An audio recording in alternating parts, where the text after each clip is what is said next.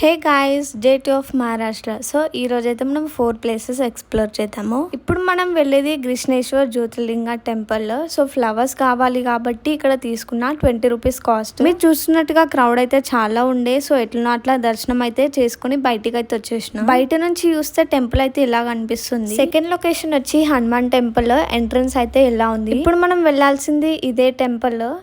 హనుమాన్ ఇక్కడ sleeping position లో ఉంటాడనమాట. ఇక్కడ లంచ్ కోసం అయితే బస్ ఆపినారు. ఫస్ట్ టైం అయితే మహారాష్ట్రియన్ థాలీ ట్రై చేసిన, ఓకే బెటర్ అనిపించింది. థర్డ్ లొకేషన్ వచ్చేసి ఎల్లోరా కేవ్స్. సో రాగానే ఇక్కడ టికెట్ తీసుకోవాలి.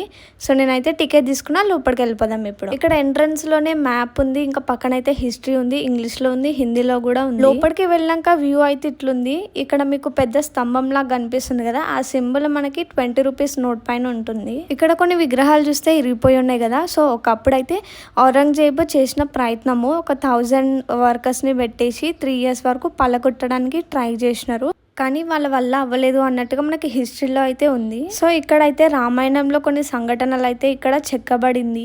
చిన్న చిన్న డీటెయిలింగ్స్ తో పాటు చాలా పర్ఫెక్ట్ గా చేసినారు. మహాభారత్ ఉంటుంది, రామాయణం కూడా ఉంటుంది ఇక్కడ. ఇప్పుడైతే పైకి వెళ్దాం. మనము పైనకి రావడానికి అయితే స్టెప్స్ ఉంటాయి. సో స్టెప్స్ ఎక్కేసి నేను పైనకి వచ్చిన. ఇక్కడైతే లింగం ఉంటుంది. ఎల్లోరా కేవ్స్ అనేది 34 కేవ్స్ ఉంటాయి, అందులో ఇది ఒకటి.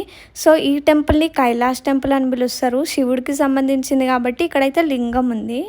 ఇక్కడైతే క్లియర్ గా కనిపిస్తుంది. ఒక కొండని కూలగొట్టేసి ఇదంతా చెక్కినారు. అదే కాకుండా అక్కడక్కడ కొన్ని గుహలు అయితే ఉన్నాయి ఇట్లా చిన్నగా. లోపల విగ్రహాలు అయితే ఏం లేవు. ఇక్కడైతే థాయిలాండ్ నుంచి బుద్ధిస్ట్ వచ్చినారు. ఎందుకంటే ఇక్కడ బుద్ధిస్ట్ కి సంబంధించింది, జైన్స్ కి సంబంధించిన గుహలు కూడా ఉన్నాయి కాబట్టి. ఈ బండి ఎక్కి అయితే ఆ ప్లేస్ కి వెళ్ళిపోదాం. ఇప్పుడు ఈ టికెట్ తీసుకోవాలి. బ్యాండ్ లాంటిది అయితే ఇస్తారు హ్యాండ్ కి వేసుకోవడానికి. ఇప్పుడైతే నేను కేవ్ నెంబర్ 32కి వచ్చిన. ఇది జైన్స్ కి సంబంధించింది. సో లోపలికి వెళ్ళినాక అయితే లొకేషన్ ఇట్లుంది. ఇక్కడ జైన్స్ కి సంబంధించిన విగ్రహాలు అయితే ఉన్నాయి. ఇప్పుడైతే పైనకి పోయి చూద్దాం ఒకసారి. లోపల అయితే ఏం లేదు, మొత్తం చీకటి ఉంది అండ్ పిల్లర్స్ ఉన్నాయి సింపుల్ గా. ఇక్కడ అయితే ఇట్లా గుంతలు ఉన్నాయి. ఏ పర్పస్ కోసం అయితే నాకు కూడా తెలియదు. వీళ్ళకి సంబంధించిన కొన్ని విగ్రహాలు అయితే కనిపించినాయి నాకు. ఇప్పుడు మనం కేవ్ నెంబర్ 29కి వెళ్దాం. ఇది బుద్ధిస్ట్ కి సంబంధించింది. ఇక్కడ కూడా కొన్ని గుంతలు ఉన్నాయి, ఎందుకో మరి నాకు కూడా తెలియదు. అప్పట్లో ఏ పర్పస్ కి యూజ్ చేస్తుండేనో మరి. బయటికి వస్తుంటే నాకు ఒక వ్యూ పాయింట్ అయితే కనిపించింది. ఇక్కడ అయితే వాటర్ ఫాల్ ఉంటుంది, కానీ మనం సమ్మర్ లో వచ్చినాం కాబట్టి వాటర్ లేవు.